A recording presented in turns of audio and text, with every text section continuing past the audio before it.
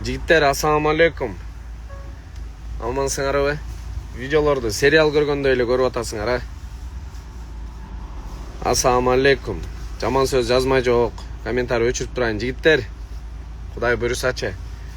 Азыр Дастанын офисине келип калдык. Азыр Дастанын өзү дагы по идее кошулуш керек.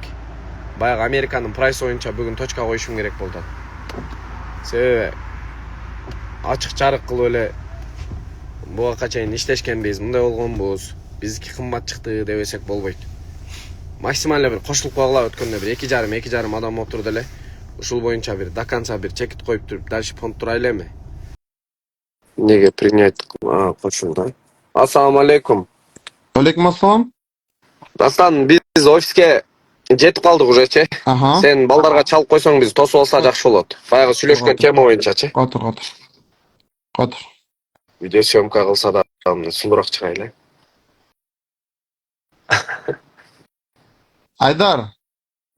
Аскаровду келип туруп атсаңызга. Айда бергин. Офиске келдиңби? Ооба, келдим офиске. Просто кайер экенин билбей атам да. Булар таппай атты, сыртка чыксаң. Айдар, чыксаң, кайсы жагында мына бир келип бир түпүккө такалып калдык го.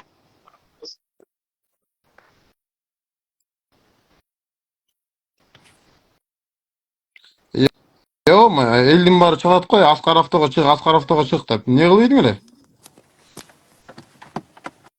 Дастанга айткыла дедим да.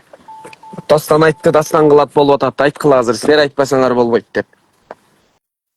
Силерде саат канча болду Америкада? Мына чыкты. Бияктан кирет экен да. Сен видеону өзүң карап койсуң.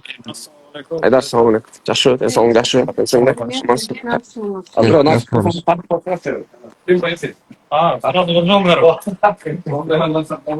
Бул жерде комментарий жокпу? Комментарий сол жакка баки, сол жакка. Сол жакка. Достор, бул биздин офис Бишкекте. Өткүдейин. Теспе, сол жакка.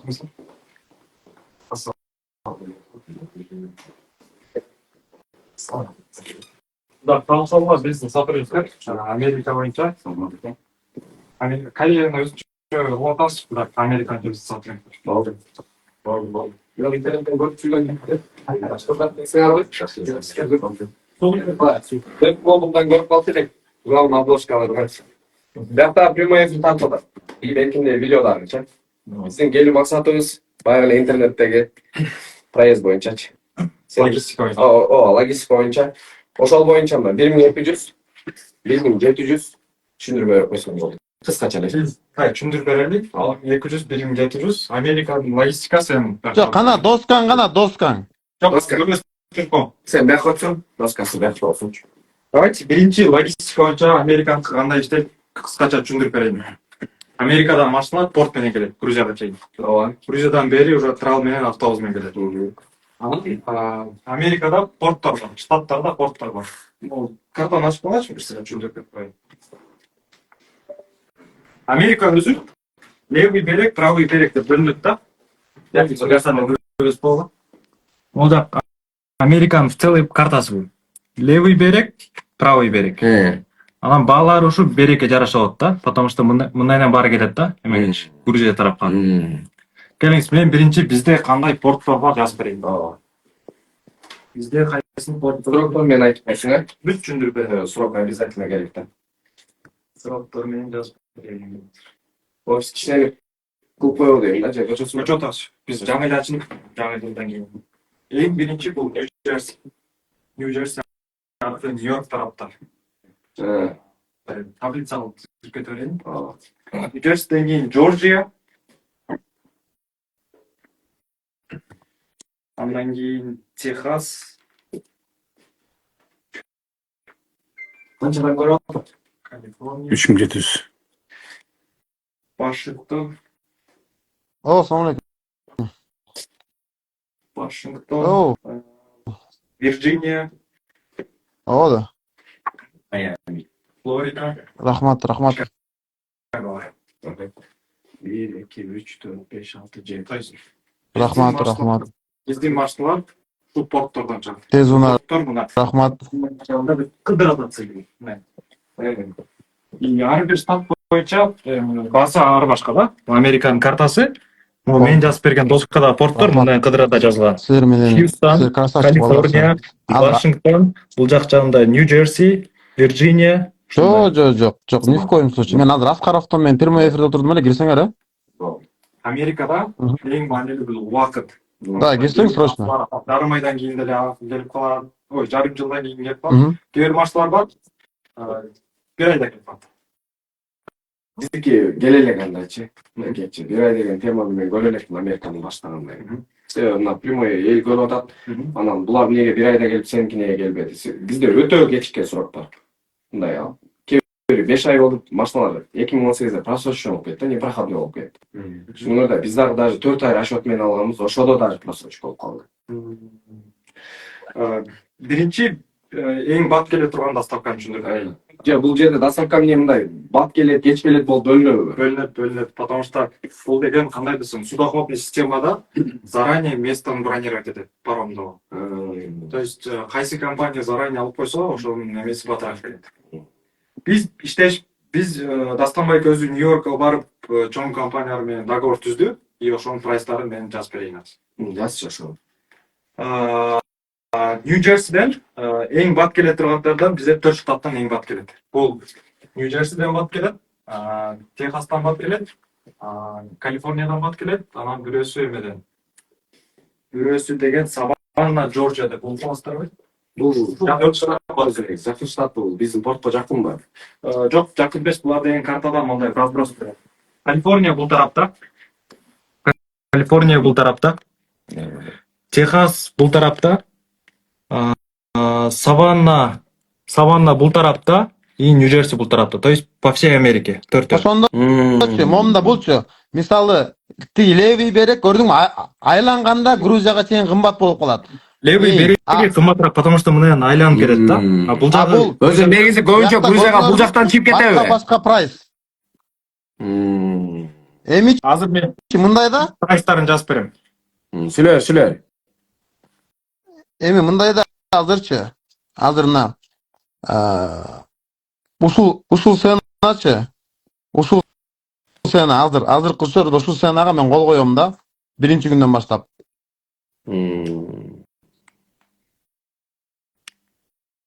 Болду. Нью-Джерсиден машиналарды экиге бөлөбүз. Кичирээк машиналар, чоң машиналар деп. Кичирээк машиналарга бүт седандар кирет, анан кичирээк кроссоверлер керек.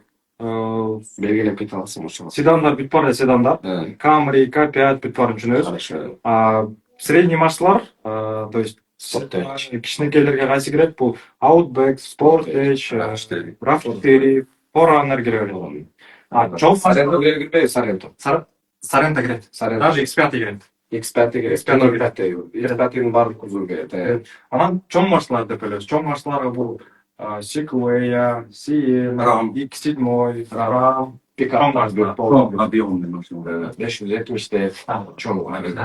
Нью-Джерсиден 1200 кичинекей машиналарга 1700 чоң машиналар. Чоң машиналар болгондо жанагы Ram TRX бул цена кайсы жерге чейин? Потиге чейин. Грузиянын Потисине чейин. Бул жактан чийип коеюн. Грузияда биздин машиналар эки порт бөлүнөт. Биринчиси бул Поти, экинчиси бул Батуми. Батумиге бир аз кымбатыраак. Неге Поти бул келип биринчи түшкөн жер Поти болуп калабы? Негизи в целом Америкадан келген машиналар Америкадан келип Италиядан токтойт. Италиядан чоң пароммен келет. Италиядан кичинекей эки корабльдарга перегрузка болот. Потому что ал заливтерден өтө албай калат да. Бул экөө майдаланат. Турцияга келип дагы майдаланат. Американын логистикасы болот. Түшүндүргөндөргө. Получается, Америкадан чыккан бул чоң, Өтө маанилүү маалымат болсо. Бөлүнөт, перегрузка болот. Италиядан бир перегрузка болот, Турциядан бир перегрузка болот. Анан бөлүнгөндөр мартан Турциядан уже Потиге келет. Анан машиналардын бир 70-80% Потиге келет, калганы Батумиге келет. Экөө тең портовой шаг. Биздин бүт могу штаттардан баары Потиге келет, бир гана быстрый доставкадан Калифорния Батумиге келет. Сразу. Бизге ошо Батумиге келгени жакшы болобу негизи. Бизге Потиге келген жакшы болот. Потому Скажи, что если. неге Батумге келет, потому что почтада келди перегрузка болот. Болот. Түшүндүр. То есть Нью-Джерси боюнча баалы ушул. Джорджия боюнча бир карап коеюн. Калькулятор берсиз. Карап турыңыз. Биздин бул чисто быстрый логистика боюнча айтып атам. Бир контейнердин баасы $4400. Муну эгерде сиз бир контейнер чогултуп берсеңиз, 4400 бересиз. А эгерде жалгыз эле бир машина берем десеңиз, же эки машина бир контейнер толук эмес, анда консолидация болгон үчүн ушул бар. Целый сразу эле 4 машинаны алып келем, жүктөгүлө десеңиз, бир контейнерге 4400 бересиз. Ошон үчүн бизге объем керек да, объем. Тур. Эгер ошондо, эгер экөөбүз состав чогултсакчы анда мисалы. Мен бул жактан состав чогулттум, сен ал жактан состав чогултуп эле бир контейнер курган болсок, Просто мында Анда 4000. да состав чогултушунчу. Смотри.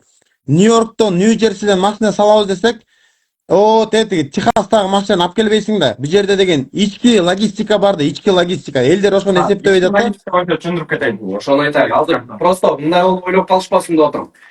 Биз болду $1200, $1700 беребиз, болду ошону менен все болуп калбасын. Бул жерде бул проездге ички логистика кошулабы?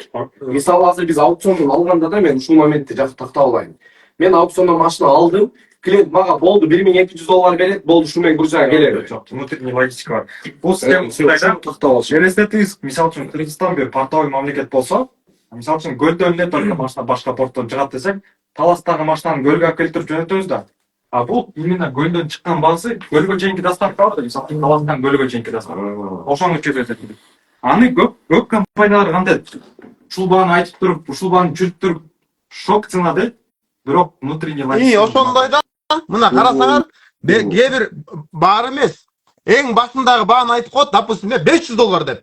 Америкадан машинаңарды $500 алып келип берет. Аныңчы, 5 жылда да жетпейт, чын. 5 жылда да гарантия берем. Бирок мындай, башында ошону айтат дагы, допустим, мына биз айттыкпы 1200 седандарга. Ошонун ичинде өзүнүн эмеси менен, страховкасы менен. Бирок бул ар бир беректе башка цена.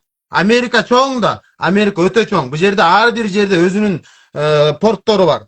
Ошон үчүн мына биз деген иштегенибизге где-то бир айга жетелек да, бир айга. Мына азыр реформа кылып атабыз толугу менен. Нью-Йоркко атайын учуп келдим, баалары сүйлөшкөнү, көчөнү сүйлөштүм. Мына биринчи күнү кол коем. Эмичи бул жерде дагы бир суроо болду да, эски башка компанияларчы, муну мурун эле билчү турбайсыңарбы? Мисалы мына Аскарга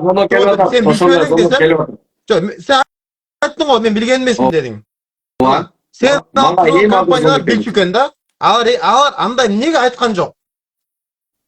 Эл журт, мына Америкада доставканын баасы $4000 эмес. Монча экен деп эмнеге алар айткан жок? Азыр эле мен чыгып айтсам, анан резко элдер чыга калды да. Мисалы үчүн машинаны мы Ютадан алдык да, жакынкы портко жеткиребиз. Портко жеткиребиз. Муну деген алып туруп бул жака жеткирбейбиз да. Буяктан алынган машинаны жакынкы портко жеткиребиз. Анан ушул жактан бул жака чейинки доставкасы болот. Аны биз миль менен эсептейбиз. 1 миль 0,75 $1,5 чейинки аралыкта. Бул уже в зависимости канчалык алыс, канчалык жакын.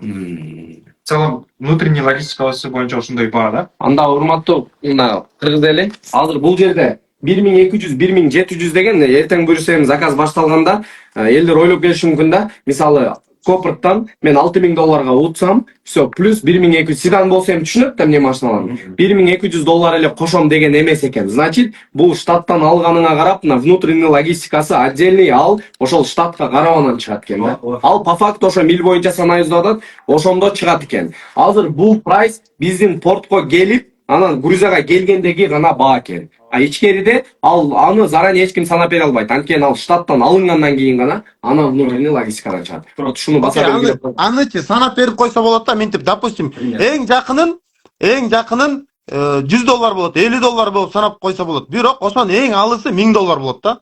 Көрдүңбү? Ошондо внутренний логистиканын ичи өзү $1000 чыгып калат да, мисалы. Даже мына аз көп ойлоп атпайбы? Логистика 1200, 1700 дегенде эртең бул нерсеге да ответ бериш керек болот. Ошон үчүн заранее айтып коелу, офиске келгенде клиент мага келет, Аскар мен Аутбек алышым керек, мына штаттан алыш керек. А мен санайм дагы $1200 деп туруп, внутренний логистика деп туруп отдельный доллар койгондо мисалы отдельный прайс. Ошонусу катуу тиет. Там неге силер 1200 1700 Эми мына карап тур. Ошон үчүнчү машина Техаста болсо, аны консолидация кылыш үчүн сен аны Нью-Джерси алып келбейсиң да. Бир контейнерде 4 контейнер кылыш үчүн, 4 машина кылыш үчүн.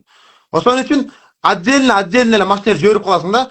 Ушул нерсени түшүрүү үчүн көчөгүнү мен сүйлөштүм да. Бишкектеги баардык компаниялар мага берсе машинасын, логистика дагы түшөт. Мына зуб даю. То же самое. Кореядагы. Объем берсек, багысын жүрүп берет да. То есть мисалы Объем бергиле, объем. Азырчы бөлүнбөй бириксек объем. Анан мен азыр просто мындай болуп калат. Мен да мына көпчүлүктү айтып коеюн.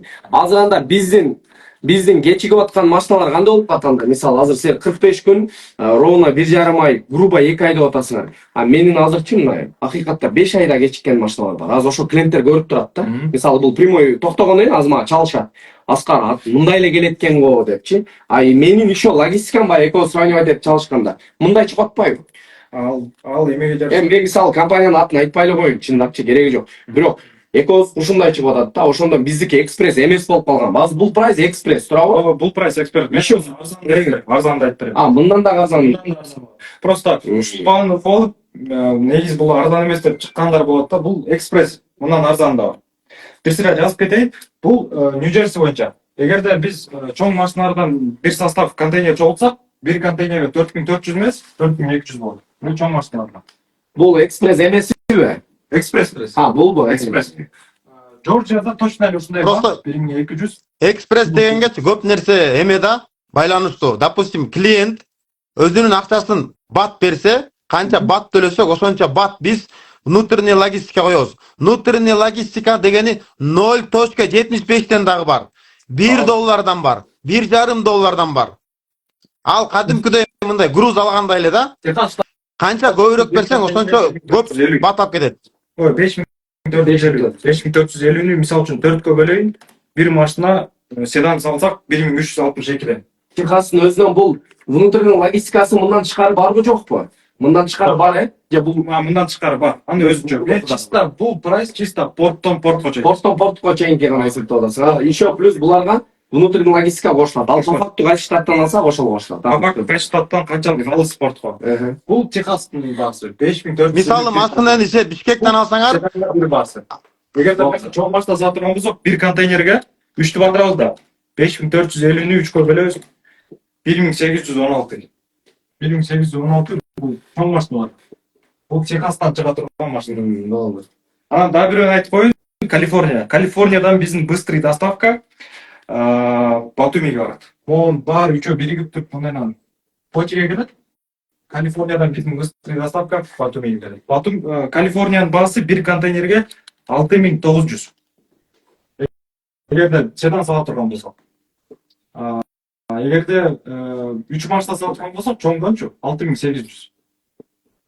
Муну 4кө бөлөбүз, 6900 бөлөп 4кө, бир машинанын баасы 1725. окей.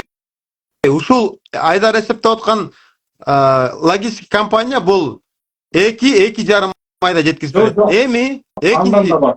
35 күндөн баштап 60 күнгө чейин. Айдар, 2-2,5 айда байт.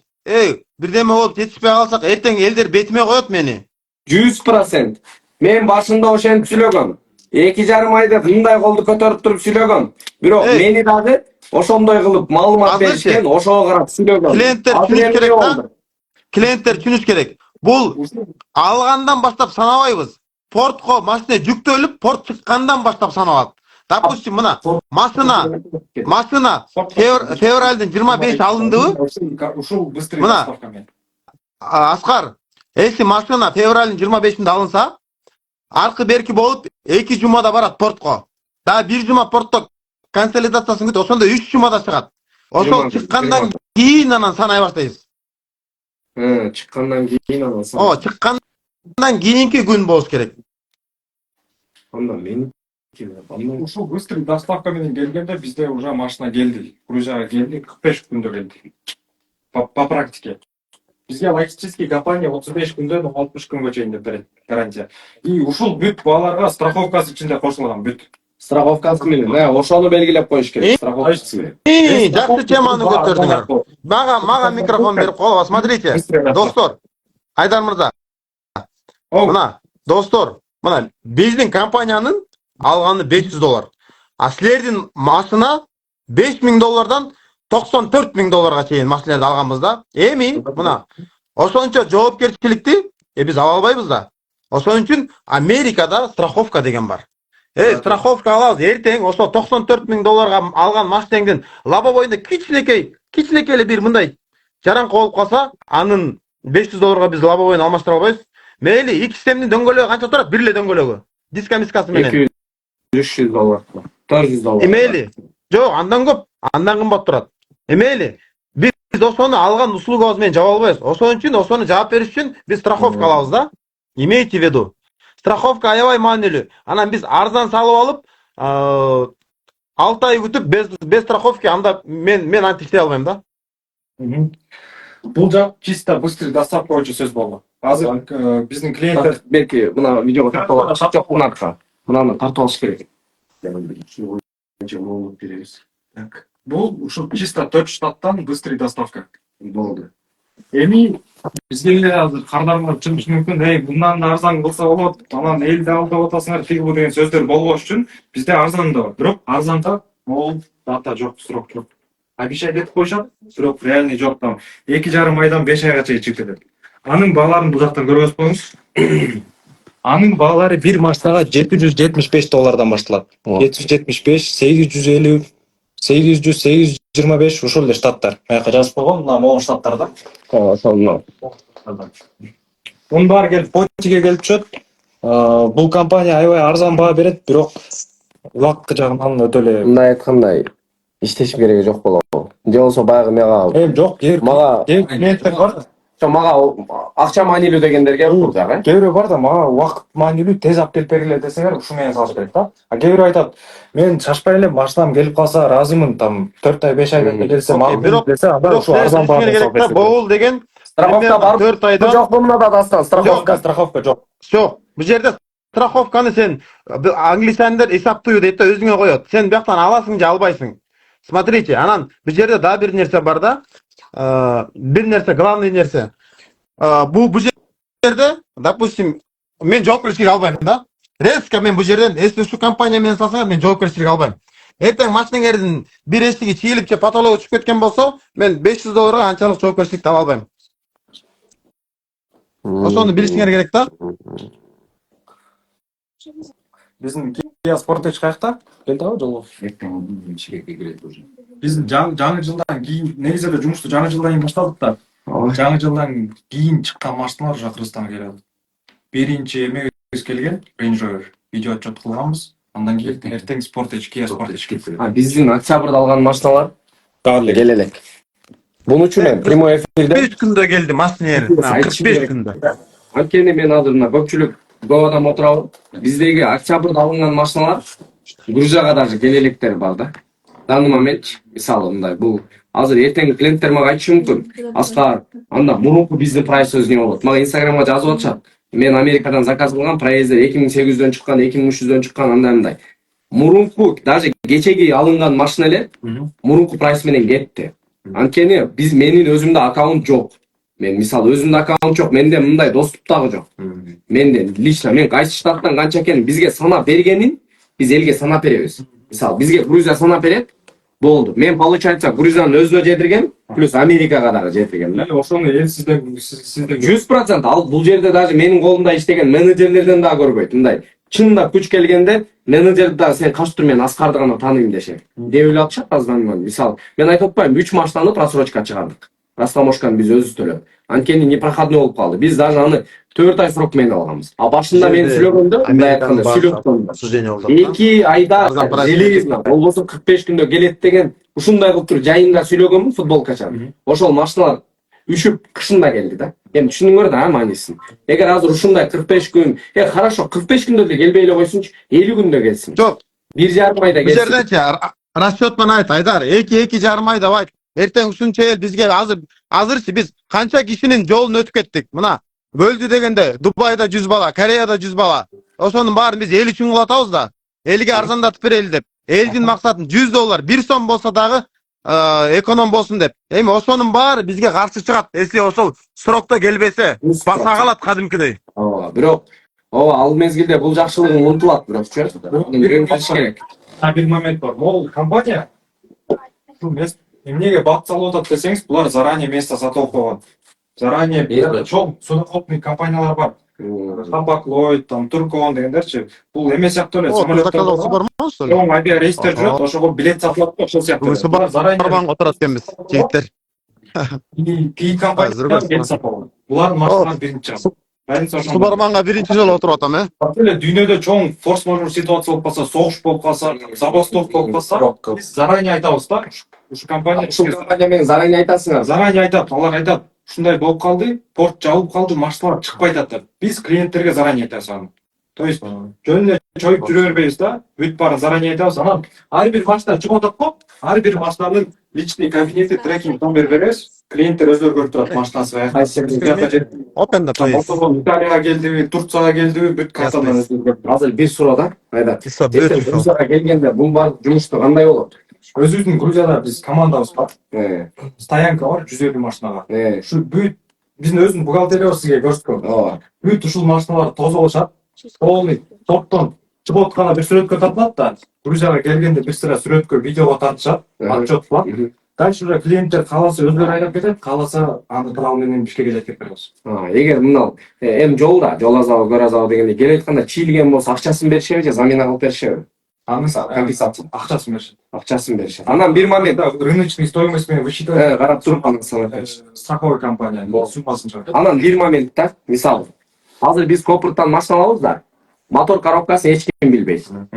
Текшерүү кандай болот? Себебичи азыр бул жерде мына биз дагы өзүбүздө мына жоопкерчиликти болушунча мындай түшүндүрүп айтканга туура келет. Америкада система Дубайдыкынан башкача. Дубайдан барып туруп көрүп анан аласыз да. Америкадан андай возможность жок. Америка деген чоң мамлекет. Бир точкасынан тиги точкасына чейин тиги башка мамлекетке баргандай эле да, аябай алыс. И ал жакта возможность жок барганга. Мисалы үчүн Дастан байке Американын картасын бияк жагында Нью-Джерсиде турса, машина мисалы үчүн Калифорния жактан алса, ал жака учуп бара албайт бир машина үчүнчү. Бирок Америкада биздин офис бар, стоянка бар. Жакынкы Нью-Джерсиде алынган машиналарды Дастан байке өзү бүт алып келип отчет кылып көрсөтөт. Бирок Копарттачы, Айдар, Копартта, Аскар, Копартта. Ошо текшерүүнү компакт койсо, Эч ким кепилдик беришти. Копартта продается как есть деп айтат. Биз болгон Карпакстан текшеребиз, бирок ошо элдер көргөндү биз деле көрөбүз. Анан элестеткиле, допустим, бир камерин алыш үчүн мен Техаска барышым керек, Нью-Йорктон. Эми сен бир күндүк жолуң, билетиң, өзү эле барып келгениң $500 ашып кетет. Анан күнүң. Ошон үчүн биз колубуздан келишинче текшеребиз, ооба. Ошо компания айта кетсең, Дастан. Ооба. Ошон үчүн Карфакстан текшеребиз. Бизде Копартта как есть сатат. Прям жазып турат, машина продается как есть деп. Анан ошол жактан бул жерде эксперттер колунан келишинче жакшы тандаш керек. Анан дальше бул жерде экинчи вопрос. Манхейм. Ана. Биринчи теманы бүтүрсөңөр, анан айтайын. Ушул боюнча теманы бүтүрүп коелу. Мисалы, эми техникада турабы, техника. Услуганы мына баардыгы мындай бул ошол логистика кандай прайс берилсе, ошол бойдон берилип атат. Азыр только бул жерде за услуги болуп атат. Если вдруг, мисалы, эми Копрттан эч ким кудай эмес да, вдруг бир коробка мотору кармап калган моменттер болуп калса кандай болот эми? Же ал жакта биз коробка моторуна 100% гарант коюп бере алабызбы? Копарттан мотордун үнүн уккан видеолору бар. Биз рекомендуем 80 миңге чейин алыш керек деп. Потому что повреждениясын карайбыз да. В целом эле машина астынан сүзүлсө не рекомендуем да. Потому что асты жагында көп нерсеси бар да. Анткени мотор Капталдан же артта сүзүлгөндөрдү карайбыз, потому что ал заменяющийся деталь. Бул эң касается в первую очередь электромобильдерки, да. Пробег это 70, это потолок электромобильдерге. Баса, эмен айтып коеюн, электромобильдер боюнча бул баалар бүт баары бензин машиналарга. Электромашиналар электро менен гибрид өзүнчө контейнер менен чыгат. То есть электро гибридке ар бир контейнерге плюс $300 койсулат. Tesla получается. Тесла, Гибрид любой. нелер бар. Минустар самый гибрид. Любой набор. Ушул прайстардын үстүнө, ар бир машинанын үстүнө $300 же за контейнер. За контейнер. За контейнер. Ал эмнеге десеңиз, ал батарейка взрывоопасное вещество да. Защищал. Өзүнчө казмат деп коет, казмат деген контейнерге жабылат. Ал мисалы үчүн күйүп кетсе, ал контейнер башкаларды повреждать этпейт. Ичинде эле күйүп жок. Защищенный кымбатыраак контейнер. Ошого салынат, жабылат, кетет. Ошон үчүн бул кымбатыраак $300. Вот тумандар эртең биз санап бергенде анан баягы мына 1200 1700'дү бетке салып, анан баягы плюс-минус кошулуп кетет да ушундай моменттер азыр айтылбай калсачы. Кандай өткөн деле эмне болду? Азыр эстеген нерсени бул жерде айтыш керек, себеби мына уже 4000 адам турат да. Бул жерде чекит кое турган видео болот да. Ошого ушу гибрид дагы кандай нюанстары бар мисалчы. Эртең биз ошого карап, видео карап эле жооп берип коебуз, мына ушундай болгон депчи. Основной моменттер гибридтер өзүнчө чыгат, подтордон чыгат, консолидация болот. Экинчисин айт. Жок, экинчисин айтпайсың, арзан жеткенин. Арзан жеткен көргөзүп берген. Көргөздү, арзан жеткен чыкты. Биз страховка кем бул? Страховкасы жок туугандар мында. Мындай айтканда гарант жок. Бирок бул прайс менен балким эртең интернетке чыгарышы мүмкүн. Ошол моментте Элдер ушул прайс менен чыгарышы мүмкүн, бирок бул машиналар кеч жетет. Кеч жеткенде. Окей, мына. Давай, ошондо мына ушу прайс менен элдер чыгарса, пожалуйста, алгыла. Эч ким мындай эметпейт. Эч ким эч нерсе жашырбай эле себестоимость берип атабыз. Бирок бул жерде гарантия жок. Эмичи? Эми бул жерден суроодо буга чейинки иштеп аткан компанияларчы, силер эси ушул бааны билсеңер, эмнеге элге мурун берген жоксуңар суроо? Эмнеге? ошол мен болуп атпаймынбы, көрдүң да азыр. Келип туруп ключ. Машина десем, мына келип мага сөз тийип атат да бардыгы өзү. Негизи один за всех болбой калды да.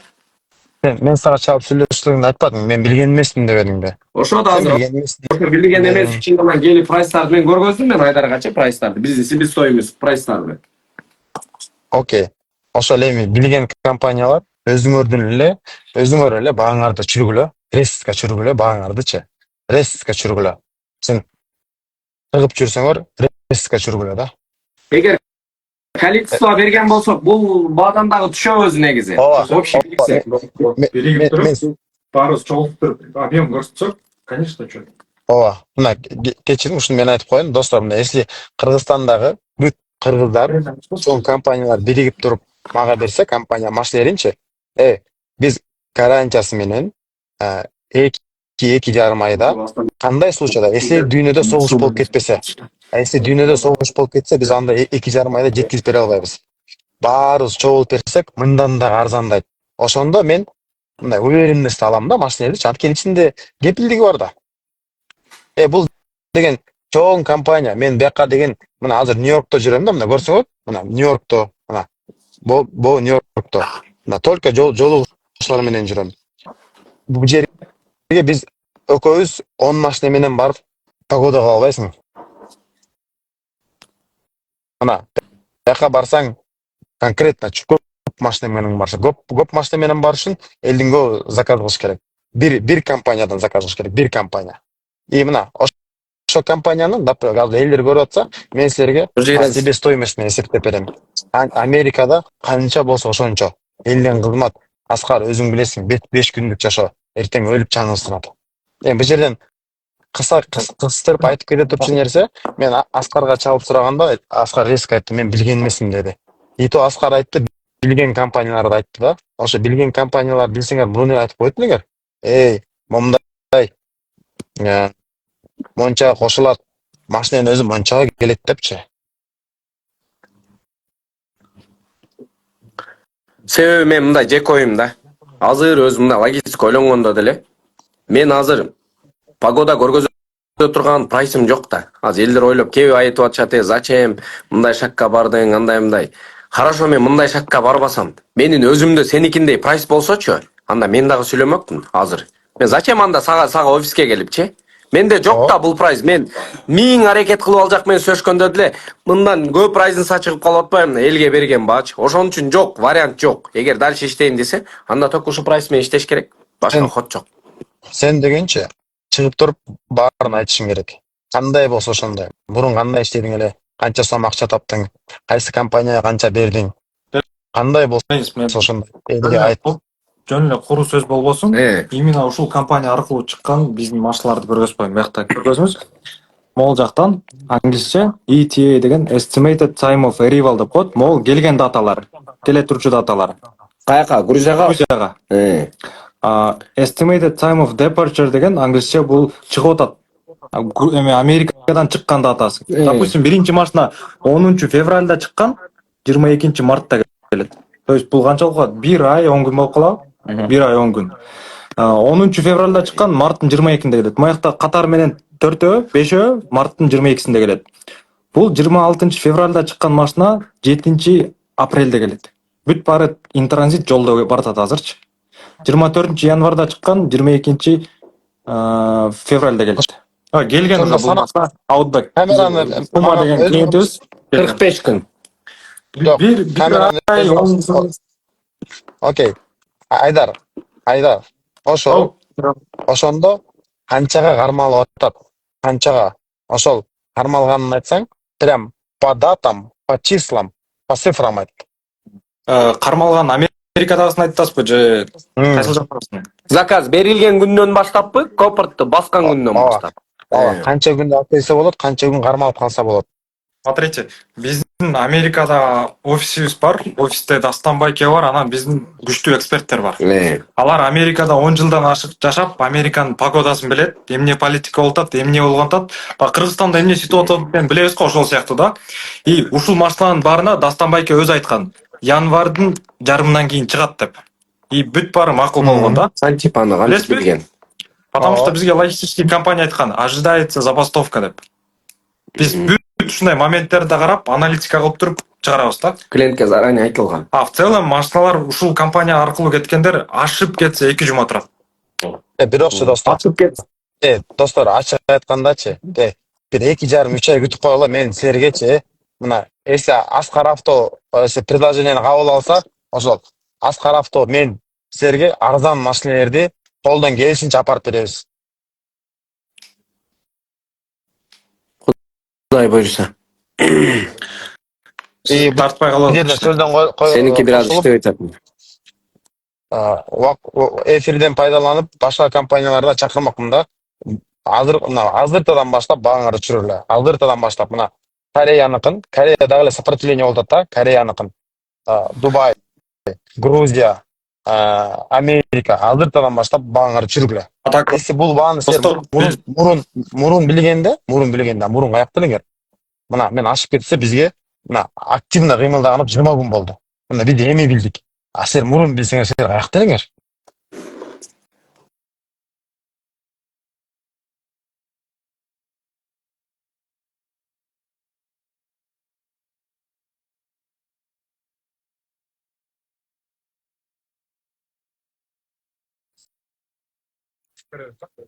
Оценка кошпой эле бир себестоимость берип атабыз.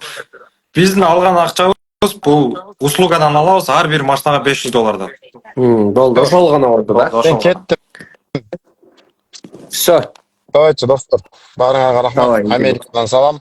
Биринчи күнү мен кол коем. Давайте. Давай, ийгилик. Биз өзүчө бир-эки моменттер сүрөшөлү. Дагы кандай суроолор бар, Нуржигит? Суроолоруңуздар болсо бериңиздер. Айтып беребиз. Этапно жазып берип койсо жакшы болот. Биз өзүбүзгө мына Келиңиз, мен бир этапна мисалы бир машинаны алдыңар. Жо мына. Например, бирде мындай кылып, Нью-Джерсиде турат го, принципте. Кандай, допустим, мен $2 дедим да. Плюс эмнеге кошулат дагы. ооба, ошол момент керек. Аукцион сбор боюнча дагы сүйлөшүш керек азыр. Өзү али чыгып кетти да. Да. Ошо аукцион сборлор эртеңчи мындай да. Эртең машинаны алганда выигрышный ставка дейт дагы 5400 дейт. В итоге кошулуп келгенде внутренний логистика, аукцион сбор, аркы берки болуп чыгып эле. Сбор деле 1200 же 10% или айтып стоимость. Бир штат алалы, Бир штат алалы. Бирок бул аукцион сбор дагы штатына жараша чыгабы? Кээ ошондой. бир штат эсептейт азырчы. 12 чыкты отыр. В целом, Сидан эсептейт. в целом Кыргызстанга эң көп Копарттан анан ИАЭден аукциондон машиналар алынат. Мисалы үчүн Копарттан Нью-Джерсиден алдык дейли. Нью-Джерсиге эми жанынан эмес, бир аз Нью-Джерсиден алысыраак дейли. Бир шаардан алдык. Машинанын баасы мисалы үчүн $10,000 турду деп коелу. Бир машинанын баасы.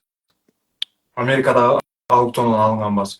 Буга аукционный сбор кошулат. Аукционный сбор деген бул эме да, Copart деген бул площадкада бир продавец сатып атат. И бул Copart'ын өзүнүн тапкан акчасы.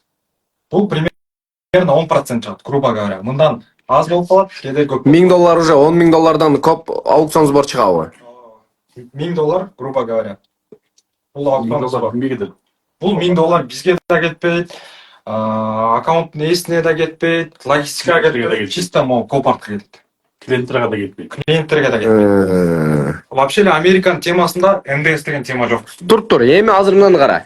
Биз баягы видеону звоноктон сүйлөшүп атпайлы. Компьютерди койгондон кийин мына жерде баягы тоголок бул элге ушундай эле жалпак сөз менен түшүндүрөм. Мына жерден прайс чыгып атат.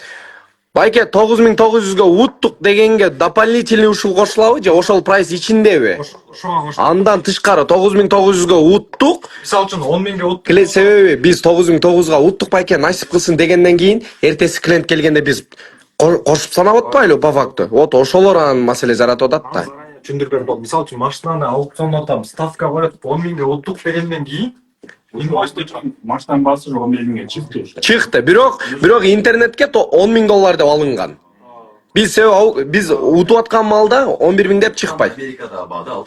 Уткан ал Америкадагы баа. плюс буга внутренний логистика бар. Мисалы үчүн картадан бир шаардан алынды да. Рецепттери. Анан бияк порт, бияктан эмеме келет, ушу шаардан портко чейинки доставкасы бар. Бул биз ар бир милге расстояниясына жараша $0.75 баштап, $0.75 баштап $1,5 чейин эсептейбиз. Мисалы үчүн 200 миль болсо портко чейинки доставкасы, 200 миль болсо $0.75ке внутренний логистикасы $150. Хорошо, уште токтолуп айтат. 0.75. То есть канчалык алыс болсо ошончолук арзан болот. Канчалык жакын болсо ошончолук кымбат болот. 200 милиге чейин же канча милиге чейин канча 0.75 болот. Ал штатка жараша биздин таблицада. Мен 10дан баштап тиге чейин да. Азда. Буга $150 коштойт. 75 мен эсептедиң, э? 0.75 менен эсептеп Айылды. 150 деп. Биз аз условно клиенттерге түшүнүш үчүн эсептеп берип атабыз. Плюс бул жактан уже портко барат да. Порттон потиге чейинки доставкасы. Мисалы үчүн кайсы машинаныкын дейли. Седан. 1200 деп жана, э? Экран. 1200 бар. 1200 bunun Грузиядан беркиси бар. Грузиядан Бишкекке чейинкиси. Бул машина 1200ге Потиге жетет. Плюс Потиге жетет. Биз азыркы учурда өзүбүз негизи эле Американын жаңы жылдан кийин баштадык да. Грузиядагы да бааны чөлөлдөп атабыз. Ал Дастан байкенин кийинки планы Ал боло элек пока что. Америка кылды, поэтапно бааларды жүрүп элге каканейс көргөзбөйт. Азыр мен Грузиянын баасын так айтпайм. Потому что Дастан байке менен сүйлөшүп биз бааны жүрүп айтышыбыз керек. Азыркы 1,5 ага жетпей ар кандай прайс болуп атат. Мисалы биздикин 1,5 миңден санап атат. По факту келгенде тралды бияктан ошондой берип атабыз. 1,5 деп коет. Пока что бирок бул түшөт. Дастан байке скоро жүрөт. Ооба. 1,5 деп эсептеп коебу. Анан бул машина менен автовоз менен Бишкекке келет. Бишкекке келгенде клиент что ожидает? Растаможкасын төлөйт. Анан оформление. Бирок биз ал жагына киришпейбиз. Биздин эң негизги услуга машинаны подбор кылып, Алып келип берип. Ооба. Плюс переводчу. Сол клиентке тапшырып беребиз. Там бересиң, э? анан бүт этаптардан клиентке сопровождение кылып беребиз. Мисалы үчүн кээ бирөө билбейт да СВХ. Грузия кайякта экенин билбейт, бүт айтып беребиз. Байке мындан могул жактан бул жака келди, сиз муну кылышыңыз керек деп. В целом бул жактан СВХ кетип жүрөт, СВХнын өзүнүн расходтору бар, стоянкасына 500 сом, анан машинанын растаможкасы. Машинанын растаможкасы жылына объемуна жараша. Алго эми биздин жанагы эмес, ал уже ооба, бияк Кыргызстанга уже келип машинасын көргөнгө чейин да биз. Муну азыр келип эсептеп берели. Эгерде машина 10.000 тура турган болсо, аукцион сбор 10%. Буга дагы башка эч нерсе кошулбайбы? Перевод, процент, банктыкы. Аккаунтка жараша болот, кээде 1200 болуп калышы мүмкүн, кээде 800 болуп калышы мүмкүн. Средний 10%. Бирок биздин услуганы кошкон жоксуң. Услуганы кош керек. Услугабыз бар. В целом ушунун баарына $500 алабыз. То есть биз ушу машинаны тандап берип, бүт жеткирип, бияка бергенде $500 алабыз. Могу мини Ооба, полный состав. Звонок келип. Биякта арзандары бар, таблицадан көрсөттүм. 800-700 бар. хорошо акчасын берет дедим го сразу компания. Канча убакытта берет? Элде, допустим, эми лобовой сумка алып туруп, Да, ошол. бир айбы, 10 айбы, 1 жылбы. Ал деген биз логистика компания менен иштешип атпайбызбы? Экөөнүн тең даталары ар башка. Аны прям конкретный случай болуп карашат, кейс ачыпчы. А так Американын закондору боюнча 45 күнгө чейин. Ушундай акча келет, силер 45 күн клиентке бересиң. Ого чейин жеп ала турган болсочу. Бирок лобовой биякта башка баа, тиякта башка баа болуп калсачы. Аны Американын баасы менен карашат, потому что машина Америкадан алынды да. Ошол жакта иншуранс компаниялар бар. Ошолор баасын чыгарышат да. То есть негизи эле биз бүт Копарттан яйдин алган машиналардын баары аукциондон иншуранс компания сатып аткандан алабыз да. Биякта сетип көрөлү. Биякта примерно эсептеп көрөлү. $10,000 машина аукциондон сатып алдык. Буга 10% коштук, $1000. Аукционный сбор бул Копартка кетип туруп акча. Ага внутренний логистика 150 коштук. То есть ойлоп калбаш керек, сиздер 150 чыгат деп. Бул аралыкка жараша. Средний. Милге жараша. Плюс $1,200 деп биз Грузияга чейинки доставкасын карадык. Плюс 1,5 деп Грузиядан беркисин карадык. Плюс $500. Плюс $500 бизнес услуга. То есть 10.000 алынган машинага 14.350. $4,350 кошулат экен. Бирок муну да ойлоп калбаш керек. Любой машинага 4.300 кошулат деп. Бул машинага жараша. Биз азыр бул учурда мындай прямой эфирде мен да седанды алдым, Камрини алдым. Анан бир да бир нерсе бар экен, дагы гибрид болгон болсо $300 кошулат. Дополнительно за контейнер. За контейнер болгондо бир машинага примерно $100 плюс-минус кошулуп калат экен. 80-90 бир нерсе кошулса, төртөө жүктөлүп атабы? 90 бир нерсе. 100 деп коюш керек экен. Анан бул чисто компания иншуранс. Бул жакта Манхайм деген бар, ал жакта таза машиналар, алардын мондай аукционный сбору аз. Жаңы келген да бөлчүлөр болушу мүмкүн да, киргендечи. Бизге могу өчүктөр кыска түшүнүп берип коесузбу? Жана эми айттыңыз го, допустим, штаттан алым берип. Азыр мен максимально мынчалык Мындай экен да. анал бербесем болбойт тугандар. Штаттан алгандан кийин, портко киргенден кийин, ошо порттон эле прямой эле бул эмеге келбейт экен, Грузияга. 4-5 жыл перегаз.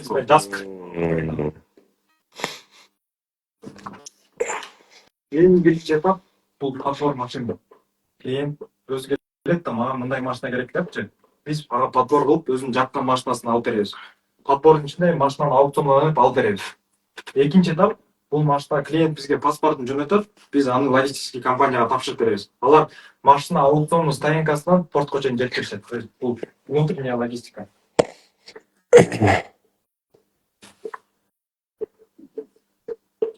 Үчүнчүсү бул консолидация.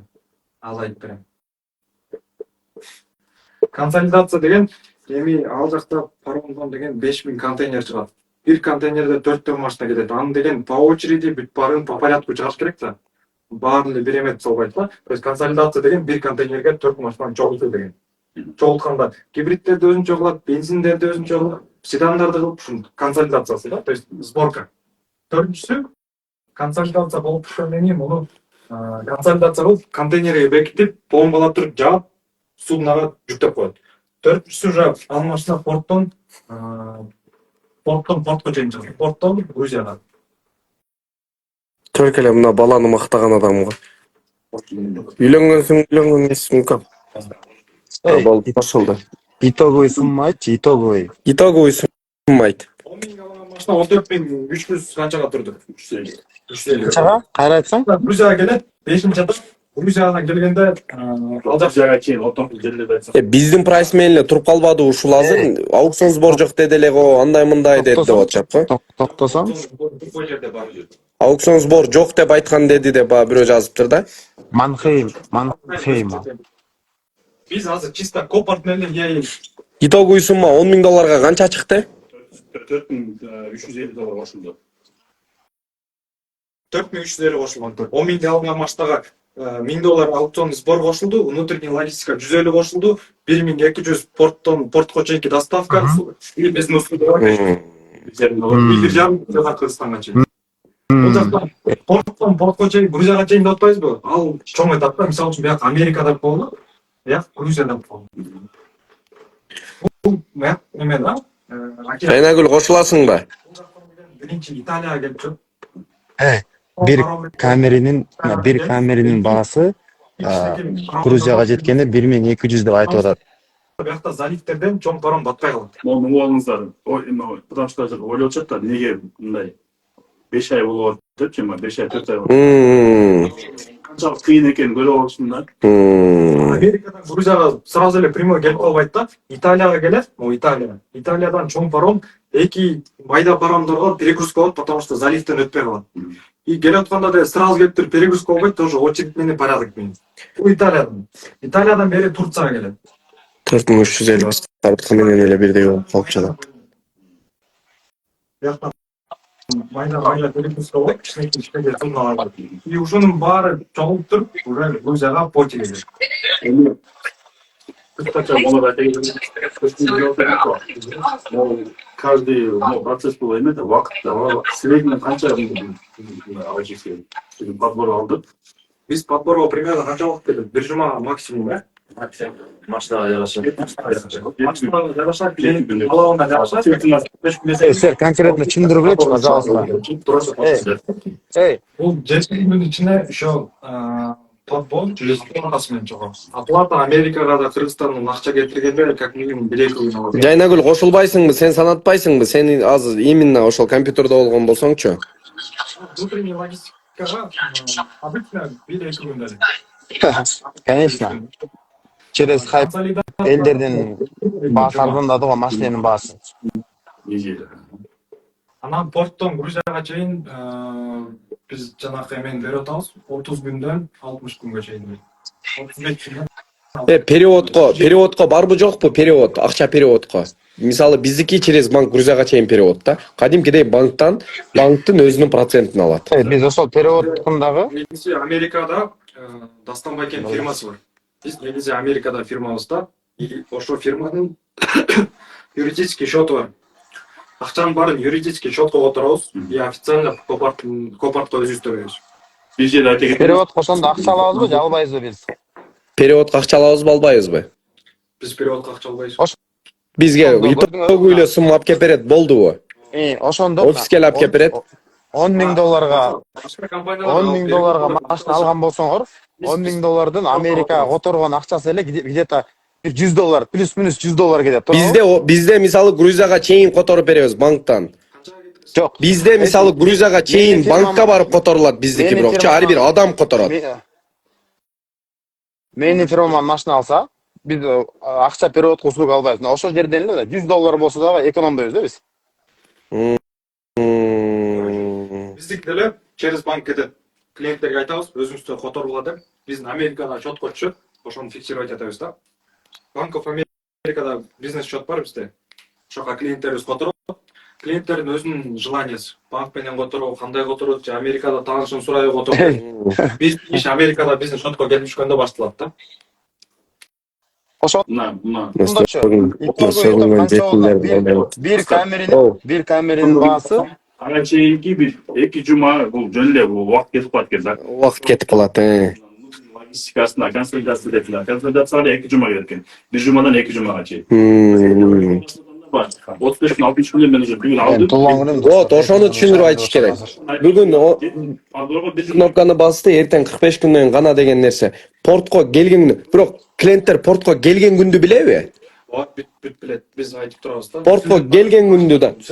Портко келген күндү клиентке барат, ошол күндөн примерно 2 ай санай бериш керек экен. Полный видео отчет бар бизде. Фото отчет. Допустим, машинаң портко келдиби? Жанагы бизде страховка бар да. Если эртең машинаңдын дөңгөлөгү ишип же патолог түшүп калган болсо, страховка жооп берет. Ошон үчүн биздин компания мына полный срётка тартат да. Ошондо 1200'ün içinde страховкасы менен. Анна Америкадан жүктөлдү. Италияга келген. Италиядан дагы разбор болуп, перегруз болуп, майда-майдаларга бөлүнүп. Sayılır. Болду. Негизгиси ушул ар бир жолуну ар бир этапта Италияда бир этап, Турцияда бир этап, ар бир этапка очередь менен кетет да. Ал жакта пробка болуп калат. Вагондордун пробкасы да болот. Эл заранее айтылат, ошондой задержка Бирок болуп бүт эме болсо, изменение болсо клиенттерге заранее дейбиз. Ошондочу, Камеринин баасы Кыргызстанга канчага турду? 14.000. Жок. 4300 Жок, эми силер бул эмнеге Camry деп атасыңар? Бул 10 000 долларга Camry алынбайт го, Camry 5500га деле алынып калды. Азыр элдер анан Кыргызстандын баасынан туруп калды. Camry дебей эле коелучу. 10 000 долларга эмне машина алынган болсо, ошол 14 000 канчага турду болуп атат. Вот, ушул бизге керек. Себеби 10 000 долларга алдым, аукцион сборду вообще унутушат. Внутренний логистиканы унутат. Так, 10 000 долларга ата машинаны алсак, 1200 үстүнө кошсок, 11200га машина келет деген ой болуп атат. А итог чыгарганда бетибиз кызарып атпайбы? Маселе ошондо болуп атат офисте, ар баласына кошо бергенде. без растаможка. Клиенттер келгенде өздөрү растаможка. И плюс растаможка төлөйт. Мындан карма. Стоянкасы бар. Мисалычы, азыр мындай болуп атат, Базыр эле, мисалы 10 000 долларга машина алсам, үстүнө мына интернетте айтылган 1200, 1700'дү кошоп, келди растаможка кылып алам деген сөз. Анан клиент акчасын келген малда ошондо жалдырамай башталды. Ака бул ичиндеги логистикада деп түшүндүрүп, как будто баягы өзүң кошкондой болуп калды. А итогуйсума 4 000 канча кошту, 10 000 калды. Вот ошону азыр мына детально түшүндүрүп берип коюш керек болду. А то адамдар ойлонуп, клиент менен ошончо заранее сүйлөшүш керек да. Заранее сүйлөшүп, Суроолорубуздар бар. суроолор вроде болду эми ошол Копортто чисто мына себеби элдер көрдүңөрбү, азыр жазып атат. Дастан сен налог жок деп айтпадың беле депчи. 20 күн. Bir ay açıp ketse bir ay. Buga çeyin Mustafa sürbendi. жанагы целый Eme samolyot ben uçkanda mi desеңер, туулган ömrümde birinci жолу. 45 күнгө Мага достор. ошол моментти уточнить этиш керек. Бул жакта тайтл деген тема бар, Америкада. Тайтл деп биздин тил менен айтканда бул техпаспорт да. Бир машинанын документи. Окей. Мурун канча эле? Мурун сер канча төлөчү элеңер жолго? Мурун. На. Биз азыр ошол баягы прайста биздики канча чыккан болду? 2000 чемта чыгып калды. Азыр канча экономдоп атасыңар? Разница канча болду? Примерно бир. Мурунку канча болду? Чоң машиналарда примерно бир 500-700 долларга чейин бизден разница чыкты да прайстан. И плюс бизде банктын переводу бар, а? Бирок бир машина, бир штаттыкы 150 доллар разница чыкты. Силердики менен биздин бир штаттыкы полный итогу санап келгенде 150 доллар чыкты. 200 ичинде эмес белем, монун баары нерсе. Жок, ал внутренний логистика бар да. Бая кайсы штатты карады 1850 дегенчи, ошол бая Рекс санатканда Нью-Джерси санады. Ооба, бир штаттын айдар өзү көргөндө 150 доллар жанагы чыкты. Тоже со страховкой 150 доллар разница чыкты. Бул жерде штаттан ар кандай разница болуп калды да. Кээ бир жерде чоң чыгып калды. 50 доллар болсо да эконом да Аскар. Мейли. Ооба, о маселе. 50 доллар болсо да эконом да. Аскар экономически выгодно. Тайтлдар жөнүндө айтып кетейин. Кээ бир машина, бул машинаны биз подбор кылабыз да. Carfax'ын карайбыз, тайтлын карайбыз, документациясын карайбыз. Тайтлдардын эле 3 түрү болот. Бирөө туптур айтты, мындан кара. Аскар Америкадан эч ким кичине машина заказ кылбайт дейт. Чоң машина кылат дейт. Бирок азыр мындан каралы. Элдер бери жазып атышат, что Кыргызстан менен прайсы бир болуп калдыбы деп. XM'дин Кыргызстандагы баасы канча, и келген баасы канча.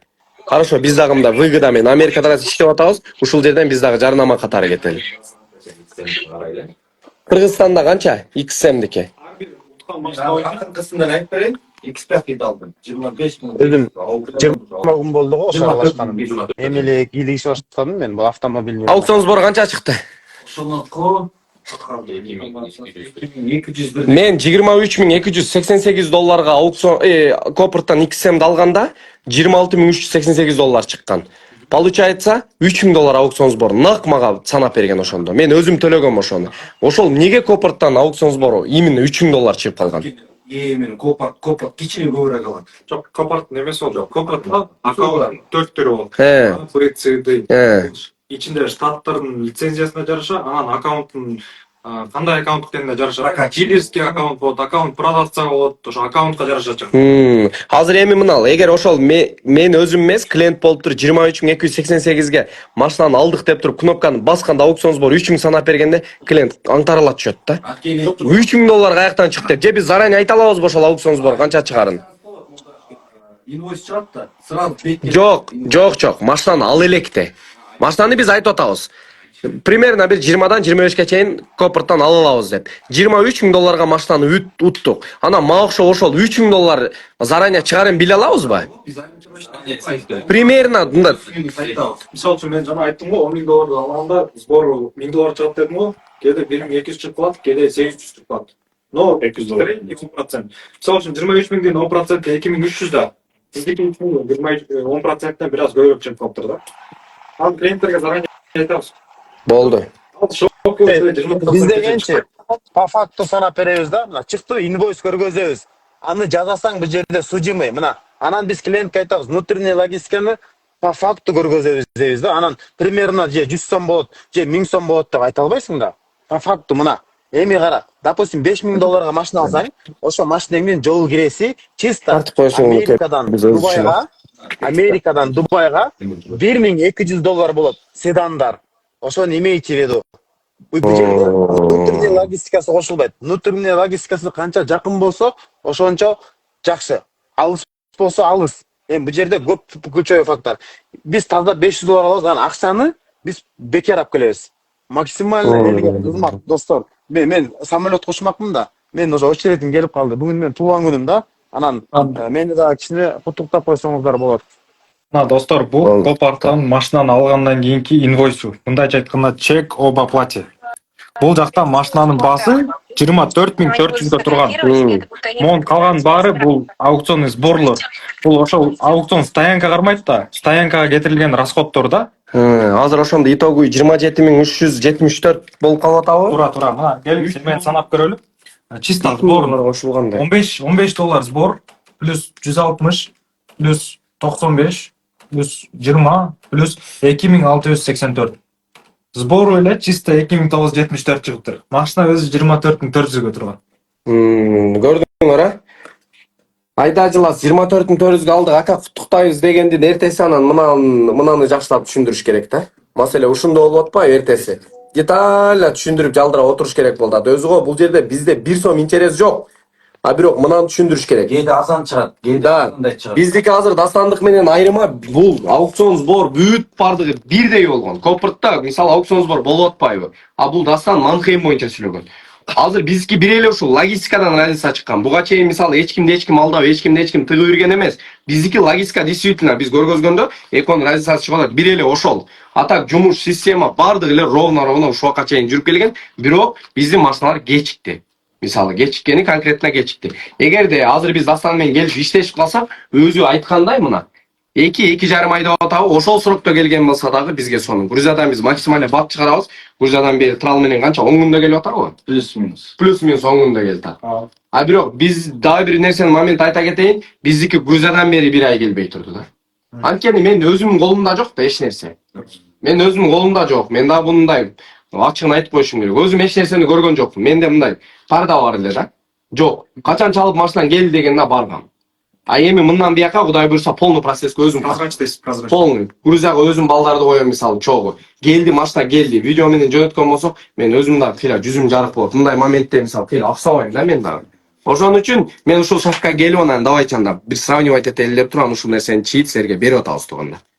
Америка боюнча да бир чоң проект даярдап атабыз. Бүт баары Грузия менен келип атпайбы? Кытай аркылуу келип турган машиналарды даярдап атабыз. Бирок аны биз өзүбүз полный изучать этип туруп, досконально сезгенден кийин аны элге жарыялайбыз да. А пока билинген метод ушул да.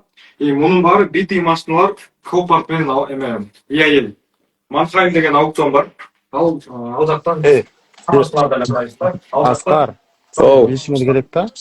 Эси согуш болуп кетпесе, океан айланып. Ооба, ошогон нерселерчи азыр айтылыш керек бул жерде. Эртең айтып атам го.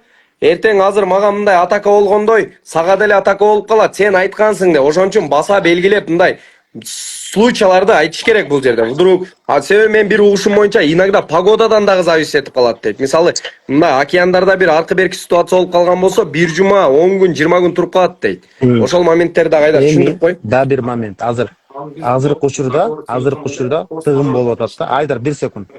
Азыркы учурда мына паромдор Турциядан Грузияга барган паромдор тыгын болуп атат азыркы учурда. Ошондой тотальный моменттерди караш керек. Ошонун баары компания мобилдүү болсо, компания күчтүү болсо, ошончо тыгынсыз аракет кылып, аналитика кылып алып келип берет. Анан баягы мисалы мен көрдүм го көчөгүнү баардын толтура деген компания, андан арзаны бар экен. Вот реально. Бирок мен элестет бир машина 6 айда жетсе, 1 айда жетсе, эмне деген кадыр бакча чачылат, эмне деген менин бетим жерге тиет. Ошон үчүн мен антип рисковать эте албайм да. Мен уверенный, рейтинги жакшы, күчтүү компания менен иштешим керек. Ушунча чогулткан кадыр бар 5 эле секунд. Элестет. Ошон үчүн ошо 300 максимально эле чүрдүк. Мына $300 түштү, кээ бирөөнөн $200 түштү. Колдон келсе чүрсө болот. Сен мага объем бер деди. Объем берсек, мына допустим, мына Кореяда чүрсөк болот. Объем берсек, Кореяда чүрсөк болот. Дубайда да чүрсөк болот, Америкада чүрсөк болот. Бул жерде кыргыздар чачырабай бир компания менен иштеш керек. Бир компания. Эми таякта азыр элдер жазып атат да, биз деле билчүбүз депчи. Билсеңер андан мурун кылбайт белеңер. Билсеңер кылбайт белеңер. Мына бояка азыр комментарий жазып атсаңар да, билсеңер кылбайт белеңер. Мен азырчы мына самолет кушчубагым келип калды да. Мына азыр биз очу деп келип калды. Мен кечирим сурайм да. Мен азыр чыгышым керек болуп атат. Болду. Америкада болду ошол. Вроде. Түшүнүктүү. Анын аукционный сбору жок да. Болду, хорошо. Все. Азыр мына жерде нито жазганын каждый скриншот кылдым. Азыр интернетке жадыратып сүрөтүңөрдү коёмун. Ошон үчүн сүрөтүңөрдү срочно удалить эткиле. Бетиңерди балча айтып сүрөткө коёмун азырчы. Жигиттер, тамаша, ассаламу алейкум, бардыңарга. Вроде түшүнүктүү эле болду. Мен өзүм үчүн да видео тартып алдым. Максимальначы Айдар дагы болушунча түшүндүрүп айтты. Баарыңыздарга ассаламу алейкум. Ооба суроолоруңуздар болсо офиске келе бериңиздер. Манас 64. Өтө жанагы деди, бойдоксуң букам. Бүт эле кыздар жазып атат. Айдар өтө грамотный бала экен дейт. Өзүңөр дагы таап аласыңар жигиттер. Ассаламу алейкум. Кудай буйруса ушуну менен мен токтоду деп ойлойм. Анан бизди баягы плюс-минус аркы беркилер чыгарып аткан медиалардан силерден суранып кетерим. Болду, токтотойлу. Мындай мен дагы силерди түшүндүм. Лучше мындай жакшы эле дальше ишти кыла берели. Ошого бардыңарга ассаламу алейкум. Эми биз биягын өзүбүзчө сүйлөшүп, ишти баштайлы офиске келе бересиздер. Жумуш мурункудай эле болуп атат.